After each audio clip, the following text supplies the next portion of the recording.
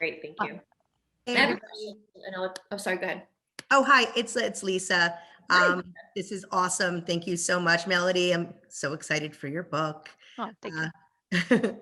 Um, I was talking to Liz on the side, and one of the things that I have always found, I'm a recent college graduate, and I'm a not youngster. I am a woman of a certain age, and I really, um, I I always liken it to, I call it the scarecrow syndrome, like on the Wizard of Oz, how like, he only had a brain because he had a degree.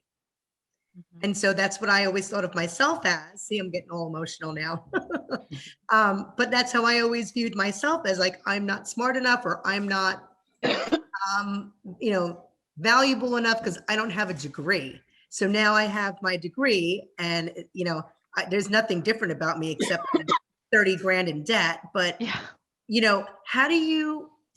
what do you tell the person who might not have the education, that they are still important and worth it and valuable, and that they have a place at the table? Well, first of all, let me say, Lisa, right? Yes, Okay. yes. Yes, Lisa. First of all, congratulations. Oh, thanks. And the fact that you went back and you got your degree at whatever age you are says a lot about you. And what you said brought up two things for me. So number one is that many times imposter syndrome, while it's uncomfortable and awful and all of those things, is a very positive sign that you're doing something that challenges you. Right. And so if you can change your relationship with it to say, oh, look, welcome. I am doing something that is uncomfortable for me. Thank you for coming to the party. That's great. I hear you're here, but you're not going to run the show.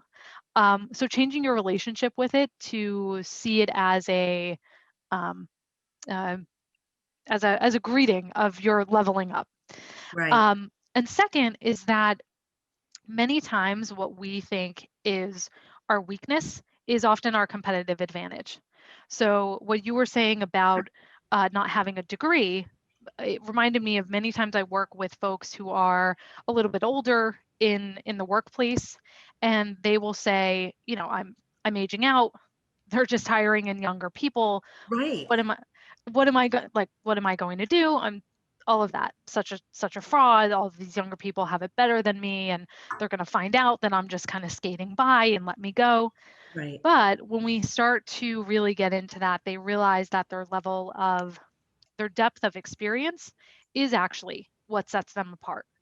And for example, I have had many clients who have 20-year-long careers in one company, and then they go out and they're able to start really successful consulting businesses in that same field because they're a really valuable thought leader in what they do. And Right. so for someone who doesn't have a degree, for example, how can you make that your competitive advantage? Mhm. For example, are you a much more creative thinker because you're not constrained by all of the, you know, theories and, inoculation that happens when, we go through our degrees and learn things a certain way. Mhm. So that's what I would be encouraging you to think about. But you're right, you also bring up another behavior of imposter syndrome, which is this idea of goal collecting, of let me get one more degree, one more certification, one more this, one more that, and then I'll feel good enough. There's like this arrival fallacy of there's a point in the future where I will feel good enough. And Right. that just, yeah, it just keeps you on this hamster wheel. And so if you can realize that you're good enough right now as you are, and stop seeing that there's a gap between the where you are now and where you want to be, that's going to help you kind of close that. So thank you. I'm sorry. Did Thank someone want you. to? So there's a couple things going on in the chat, and I think that Bonnie, if you feel comfortable sharing, I saw that you unmuted, and we may have gotten cut off. So if you'd like to share, please do. If not, no pressure. And then we can go to the chat. There's a couple comments here as well. Sure. I was going to share an example that I started a new job in October, and I knew coming into the job that the person I was replacing maybe wasn't the best fit for the team. And so as I started working with the team, I was really deliberate about the relationships, and I got really great positive feedback. And each time I got a compliment, I kept getting more and more worried of like, they're going to figure out that, you know, it's just because I'm getting along with them. It's not my technical skills that they really value. And so that's been definitely something that each compliment triggers that imposter syndrome. Yeah, I hear you. And really, this is about changing your own relationship with the feedback that you're getting, right? Because that's classic imposter syndrome, that you're kind of letting it, you're it's bouncing off of you and you're repelling it, right? So with imposter syndrome, a few ways you can work on internalizing your own accomplishments. If you don't have a brag file for your work life, you need one. So your brag file is a place, a Google Doc, Evernote, whatever, where you are writing down your achievements. And by achievements, this does not mean blew everybody's socks off and got amazing praise. It doesn't have to be something big. I think people hear the word accomplishments or achievements, and our perfectionism is like, it has to be the biggest, I have to have saved the company $1 million. That's not it. This can be moments of strength throughout your day. For example, overcoming some sort of resistance, having a difficult conversation, accepting a compliment when you may have brushed it off in the past. Those types of documenting your little wins in that way. And it can be, hey, got really great feedback from a client. It can be, my boss said this really nice thing in our one-on-one. That is a great way to start changing your brain, the wiring of your brain, your attention to focus on the good and not so much the bad, because the negativity bias with imposter syndrome is very strong. And so I suggest doing that brag file on a daily basis, but at bare minimum on a weekly basis. It's also very valuable come performance review time, where you need to all of a sudden recall all of the great things you did, or job search time. And again, you need to remember what good you've done. So I would say that, as well as doing, I call it a DIY 360, which is finding 5 or 6 people that you have a professional relationship with.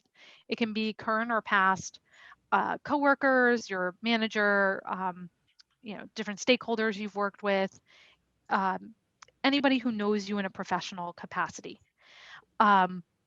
And you send them an email, and basically all you're going to do, hold on, let me actually bring up the exact questions. Give me one sec. I don't want to get them wrong for you. So give me one sec. Let me just open it. And I'll give you pretty much the exact email to send as well. Give me one sec. Okay. Okay.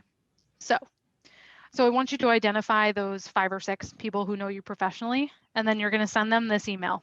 So you're going to say, hi, name. I was attending a professional development event this week, and I have a quick homework assignment from that I would love your help with.